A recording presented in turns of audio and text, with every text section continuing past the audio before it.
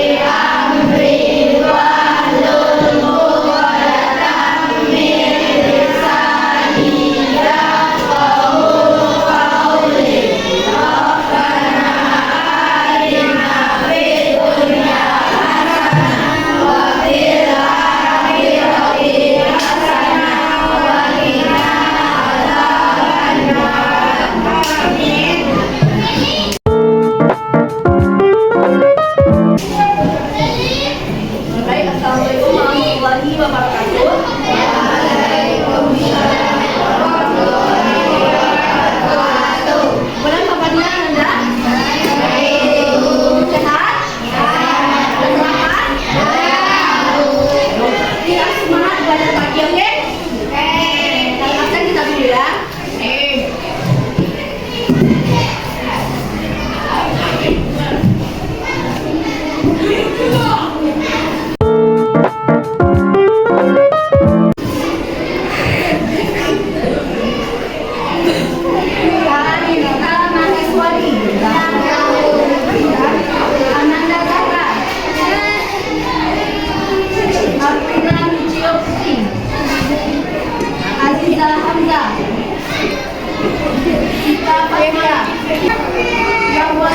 Zain Bilfisti.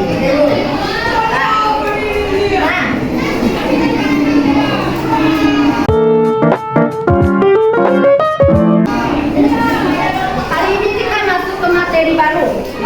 Minggu lalu kita masuk materi apa? Sholat fardu. Nah, jadi sebelum kita masuk ke pembelajaran supaya semangat, Ibu ada permainan. Nah, permainannya itu tepuk 1, 2, 3, tepuk angin. Bisa? Nah, kalau salah, berarti salah dong. Nah, jadi di sini nanti lihat kefokusan Ananda, apakah fokus dalam pembelajaran atau tidak. Bisa? Nah, oke, mulai. Tepuk 1, 2, 3, angin. Mulai dari sekarang. Tepuk 1, 2, 1, angin. Lagi, ulang lagi, ya guys. Tepuk 1, 2, 3, 1, 2, angin. Kita akan mulai.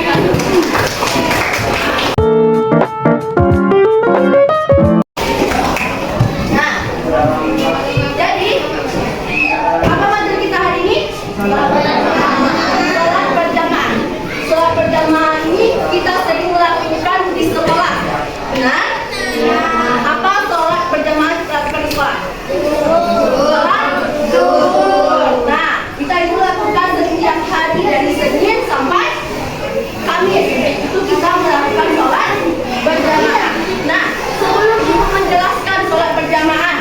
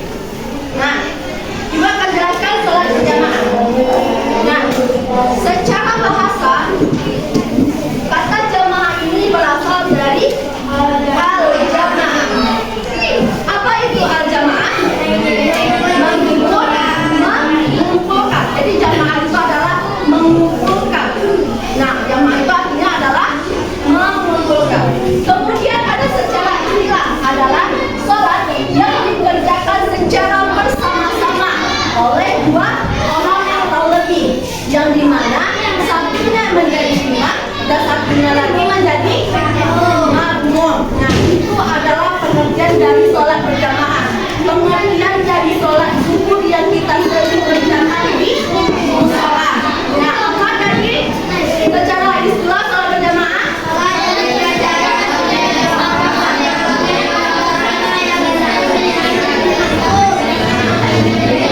Sholat yang dilakukan atau dikerjakan bersama-sama oleh dua orang atau lebih. Nah, kalau sendiri kita kalau melaksanakan sholat berjamaah, tidak. Berapa orang imamnya? Dua orang. Paham pengertiannya? Ada yang mau ditanyakan?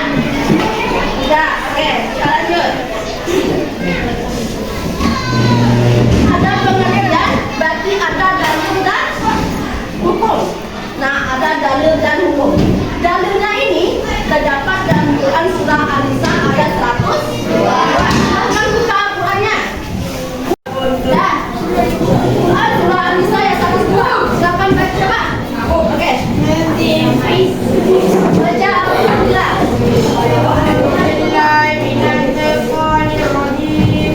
Bismillahirrahmanirrahim.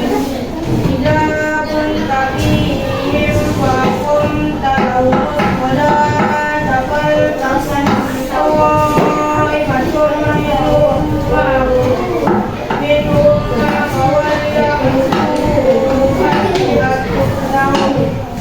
idza sajadu falyakunu min waraikum wal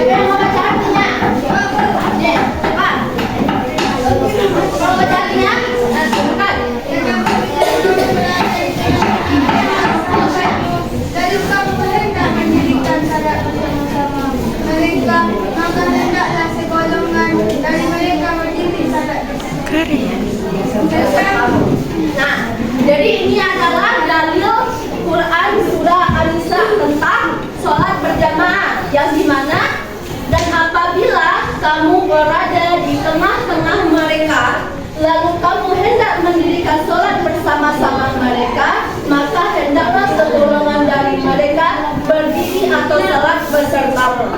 Nah, jadi ini adalah dalil tentang sholat berjamaah. Nah, harus ingat-ingat di dalilnya. Mana tahu nanti masuk ke dalam ujian semester. Nah, kemudian masuk lagi ke syarat menjadi imam. Nah, menjadi imam itu ada syaratnya. Apa syarat menjadi imam? Pertama, yang menjadi imam sudah pasti Islam. Boleh kalau Kristen menjadi imam kita.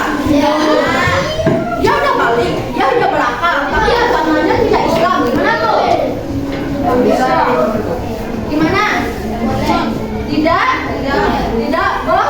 Tidak boleh dan tidak sah sholatnya karena dia Islam, balik dan berakal. Apakah anda ini laki-laki ini sudah bisa menjadi imam? Tidak balik. Udah berakal. Udah berakal loh. Nah, kemudian apa lagi syaratnya? Kedua, berniat menjadi imam. Misalnya si Lutfi udah Islamnya, udah balik dia, udah berangkat dia, tapi dia tidak ada niat untuk menjadi imam. Tapi dia disuruh. Gimana tuh? Sah sholatnya? Sah tidak menjadi imam? Jadi ada niat dia dulu untuk menjadi imam. Kemudian berjenis kelamin laki-laki. Nah, timbul pertanyaan ibu nih, apakah perempuan boleh menjadi imam? Boleh. Ketika tidak ada laki-laki yang menjadi imam, nah boleh perempuan menjadi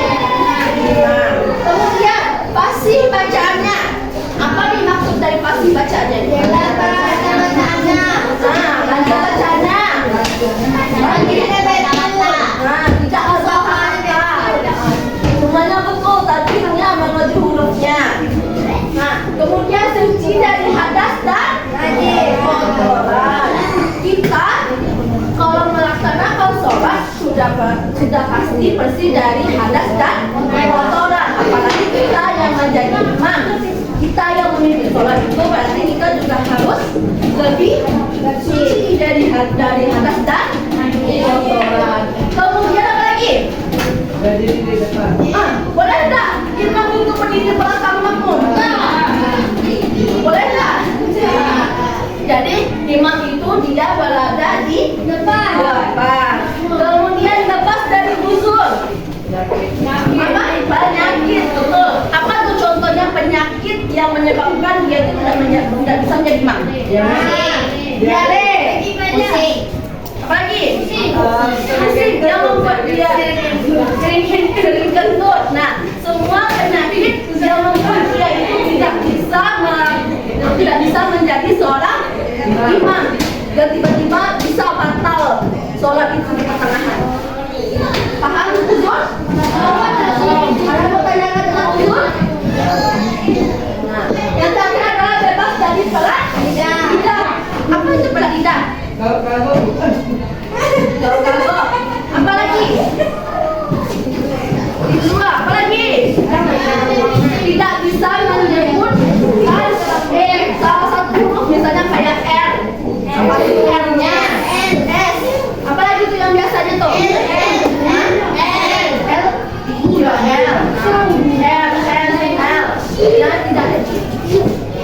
Olah lidahnya.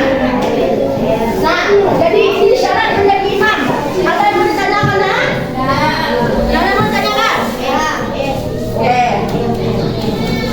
Nanti di akhir kita akan mengadakan game ya. Nah, gamenya ini sesuai dengan materi kita.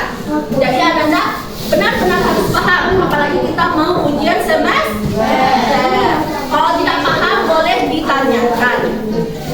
Kemudian syarat menjadi makmum. Tadi syarat menjadi imam. Berarti menjadi makmum juga ada syaratnya. Apa sih syarat menjadi makmum itu? Yang pertama, kompas ini adalah bersih dari hadas dan najis. Setiap kita melaksanakan sholat, baik itu kita menjadi makmum, baik kita menjadi imam atau kita sholat sendiri-sendiri, itu kita harus bersih dari hadas dan najis. Oke. Nah, lagi makmum berniat mengikuti imam. Nah, berarti makmum, kita yang menjadi makmum, nah itu kita harus mengikuti semua gerakan imam. Kemudian apa lagi? Makmum berdiri agak belakang. Makmum berdiri agak belakang dari imam. Nah, bisa membedakan mana yang makmum, mana yang imam dan mana yang makmum. Nah, jadi kalau misalnya sholat sendiri berdua, jadi kalau berdua itu imamnya di depan, makmumnya di belakang. Jadi ada perbedaan antara ini imamnya, ini makmumnya. Paham? Oke. Kemudian apa lagi? Makmum harus mengikuti segala gerak-gerik imam. Nah, kalau takbir imam, makmum takbir. Ruku imam, makmum sujud imam, makmum sujud. Nah, berarti kita harus mengikuti semua gerak-gerik imam. Imam itu adalah pemimpin maksudnya. Jadi apapun gerakan imam berarti kita juga mengikuti. Kemudian apa lagi? Makmum Nah, jadi kalau kita melaksanakan sholat berjamaah itu, kita dengan imam itu harus satu tempat, kayak di masjid. Nah, di masjid itu kan satu tempat tuh. Nah, satu bangunan. Berarti kita di sana bisa melakukan sholat berjamaah. Kalau misalnya di terasnya gimana tuh? Kalau di teras masjidnya bisa. Kenapa bisa? Tempat. Kalau bangunan apa bangunan? Masjid. Kalau tempat mulai dari dalam sampai ke luar tempatnya. Dah. Jadi makmum, ada yang mau ditanyakan nak? Banyak lah. Berarti kalau ada ditanyakan berarti paham. Kita lihat pahamnya nanti di akhir. Nah, kemudian tata cara berjamaah.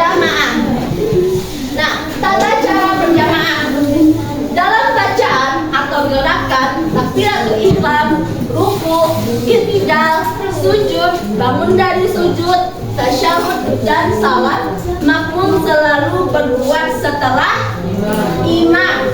Tidak ada yang mendahului imam. Habiskan dulu Allahu Akbar, baru kita makmum mengikuti imam. Tidak sama gerakan kita dengan imam. Nah, itu sering terjadi kalau ibu perhatikan di musola kita. Nah, di musola kita itu ibu pernah memperhatikan salah satu teman kita. Nah, imam belum siap, dia udah berdiri duluan.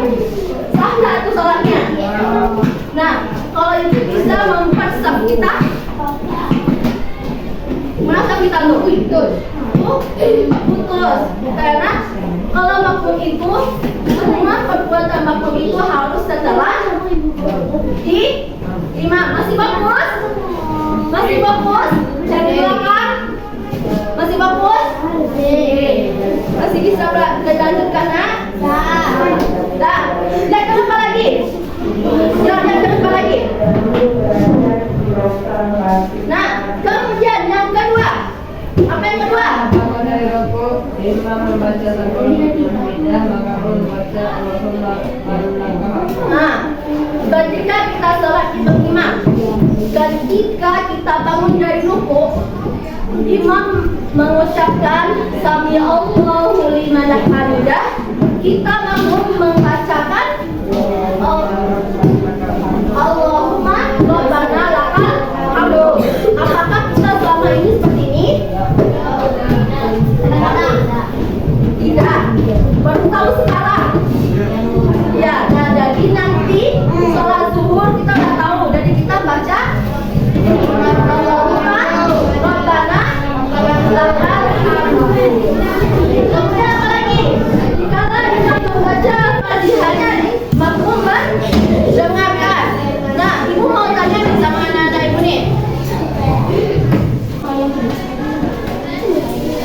Dan dikala imam membaca Al-Fatihahnya nih, makmum mendengarkan. Nah, ibu mau tanya nih, apakah makmum itu membaca surah Al-Fatihah bareng dengan makmum atau bareng dengan imam atau setelah imam?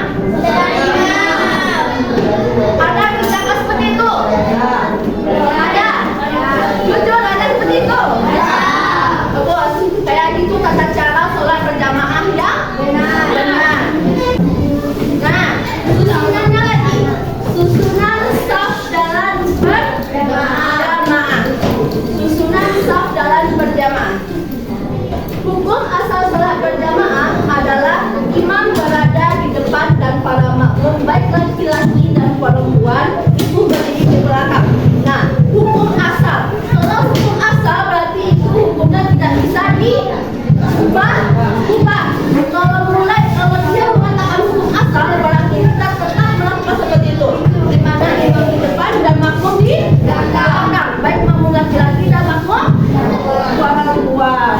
Nah, bila makmum hanya satu orang, maka makmum berdiri di sebelah kanan belakang. Maka jika datang satu makmum lagi, dia berdiri di sebelah kiri sejajar dengan makmum pertama. Nah, paham nggak itu? Ini imam misalnya. Ini makmum sebelah kanan. Makmum pertama. Nah, datang makmum kedua, dia berada di sebelah kiri. Makmum kedua. Ada yang mau praktekkan laki-laki? Lutfi. Sapi Lutfi? Nabil. Dan di belakang pulau Nabil. Nah, jadi posisinya imam, makmum pertama, makmum kedua. Coba dulu. Yang kedua dulu. Jadi si Lutfi melakukan sholat imam di sini dengan si Nabil. Kemudian datanglah si Dafa. Kemudian datang si Dafa menjadi makmum yang kedua. Ayo Lutfi, Nabil.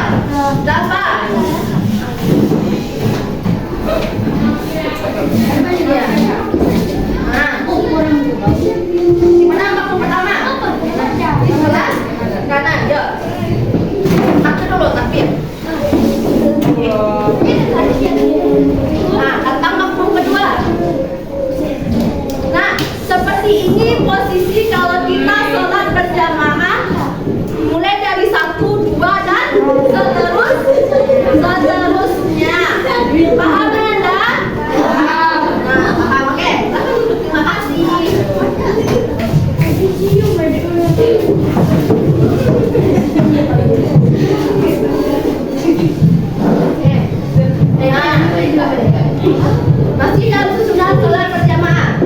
Jika jumlah jamaah banyak, artinya makmum terdiri dari 3 atau lebih, maka makmum langsung berdiri di belakang imam. Contohnya lagi ada, Lutfi lagi, nggak usah Lutfi deh.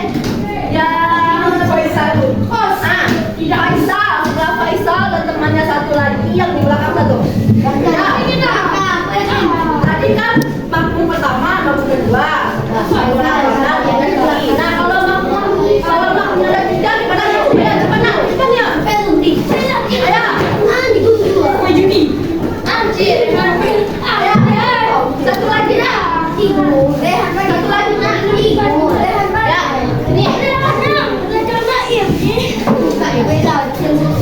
ini.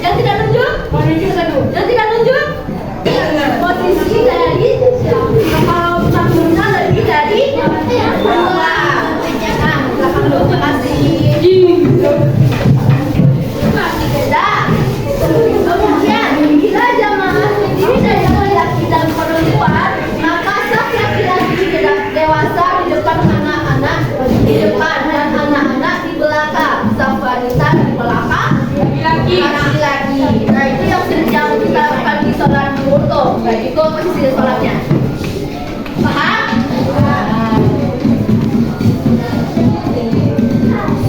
Nah, masuk kita ke adab sholat yang berkaitan dengan imam. Adab-adab kita sholat yang berkaitan dengan imam. Nah, yang pertama adalah imam yang tidak dibenci oleh jamaah. Ketika kita sholat berjamaah, itu imam itu yang menjadi imam adalah yang tidak dibenci oleh jamaahnya. Nah, kemudian adalah tidak memulai takbiratul ihram sebelum saf lurus. Nah, kita jalan lagi menjadi imam itu. Ketika menjadi imam, kita harus mengatakan saf lurus dan itu sering diucapkan oleh imam. Nah, sebelum saf lurus dan dirapatkan, maka kita tidak boleh memulaikan takbiratul ihram. Paham? Paham?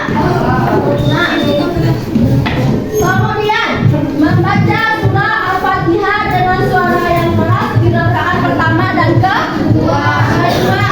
Nah, rakaat ketiga dan keempat di mana? Di dalam hati.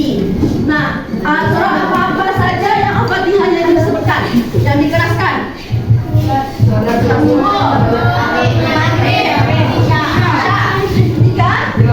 lupa lagi di dalam hati ya, pada disirkan. Kemudian jika di tengah-tengah imam terkena hadas, maka meminta makmum menggantikan posisinya. Nah, siapa yang sebaiknya menggantikan posisi imam itu? Ya, makmumnya sebelah kanan yang dekat dengan imamnya. Pintar. Kemudian terakhir adalah imam meringankan sholatnya. Nah,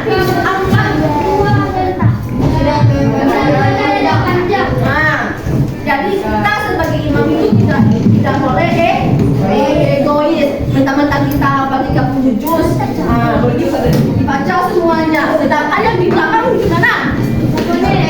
Pusing, udah capek, apalagi yang tua. Nah, jadi kita menjadi imam, kita lihat dulu, kita lihat ke belakang dulu. Nabi Muhammad kan kalau sebelum melaksanakan sholat dia lihat ke belakang dulu kan, dia lihat dulu makmumnya.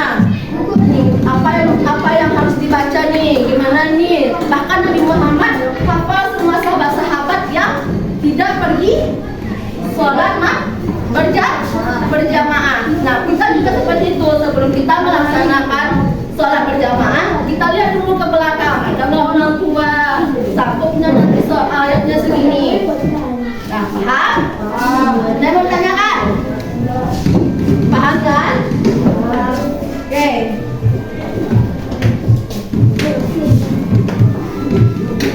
Nah, kalau ini ada yang berkaitan dengan imam. Nah, sekarang ada salah yang berkaitan dengan makmum. Yang pertama adalah mengatur saf.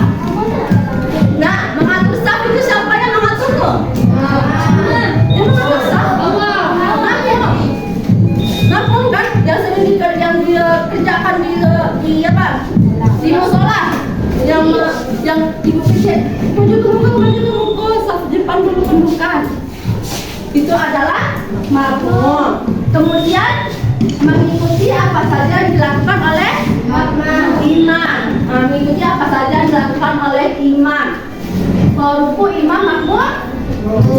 Kalau sujud imam makmum. Kalau salah imam.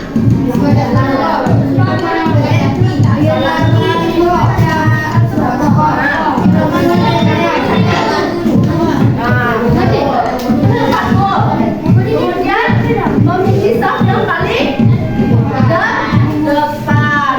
Nah, lebih baik kita tuh selama membangun itu saf kita paling depan. Kemudian jika imam melakukan kesalahan mengucapkan, nah ini saya bilang tadi, kalau melakukan kesalahan laki-laki mengucapkan subhanallah dan perempuan menepuk tangan. Gimana cara perempuan menepuk tangan kayak gini? Gimana? Oh, pintar tuh, bisa. Nah, itu materi kita hari ini. Ada yang mau ditanyakan mulai dari pengertian sampai adab salat yang berkaitan dengan Rasul. Ada yang mau ditanyakan, nak? Ada yang mau ditanyakan? Nah, kalau tidak silakan berdiri semuanya. Berdiri. Nah, jadi berdiri semuanya. Jangan di rumah. Nah, di sini ibu ada kertas. Di kertasnya ini ada perintah dan ada ya, ada perintah dan ada soal. Nah, jadi untuk memilih satu orang kita akan mengadakan game. Oke, gamenya itu kayak tadi, tepuk tangan. Jadi siapa yang salah, bagi nanti kita adu. Jadi yang benar nanti silakan duduk, yang salah tetap main. Paham? Sampai kita ketemu orang satu orang nanti. Paham? Nah, pokoknya tetap tepuk 1, 2, 3 dan ini. Boleh sekarang tepuk 1, 2, 3, 3, 1, 2, 3.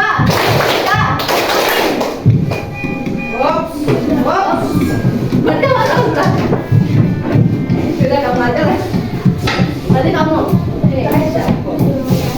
Boleh duduk ya aku. Ya, jalannya boleh duduk. Bacakan kaki.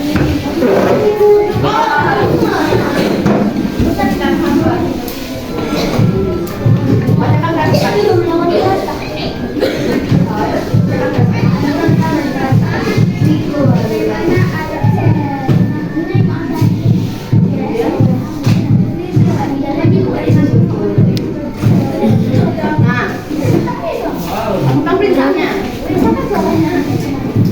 Jadi soalnya adalah bagaimana ada sholat berjamaah. Pilih temanmu untuk membantu jawab. Silakan masukkan.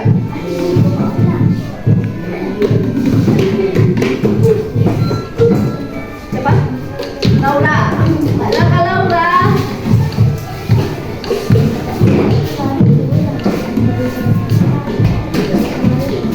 Nah, jawab dua.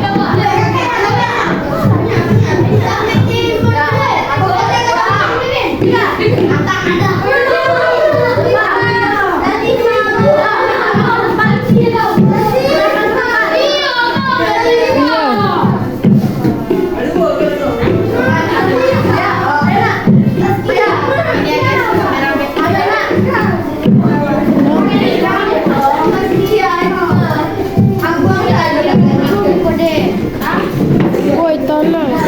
Wih.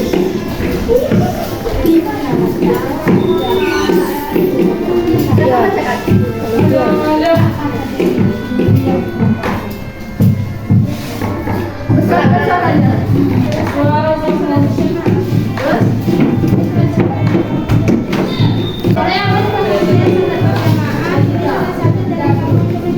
Nah, pilih salah satu temanmu untuk menjelaskan. Ada pilih. Minara, mana Minara? Silakan Minara. Kita aja, Minara. Apa? Soalnya? Apa itu sholat berjamaah? Cara bahasa sholat berjamaah.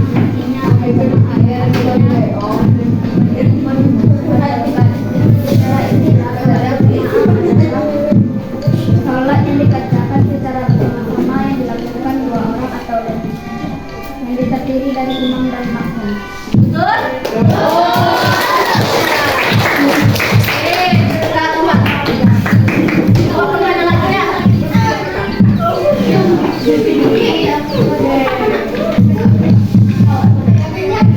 Apa yang dimaksud dengan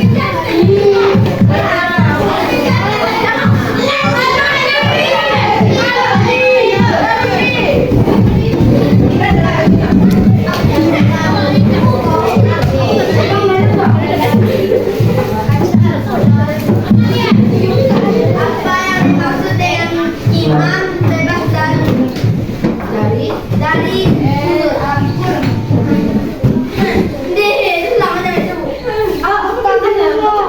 jawab dalam pertanyaan sendiri.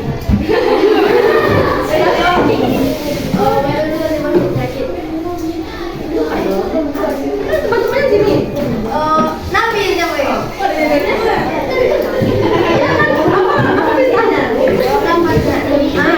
sendiri. Itu ya bebas dari segala penyakit. Penyakit, diare, ya betul? Tangan kaki.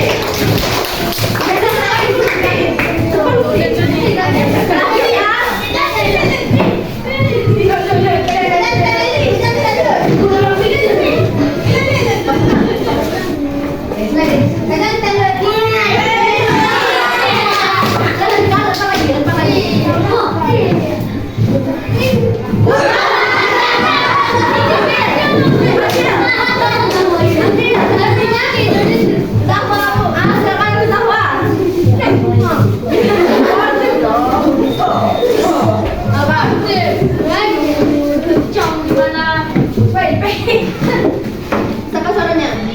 Syarat dari makmum adalah Bintangnya. bisa melakukan dengan kamu untuk Satu atau dua? Satu atau dua pilih? Satu lah, satu dua. Banyak soal bu. Banyak soal bu. Banyak. Ada berapa? Iya, ada tapi ada.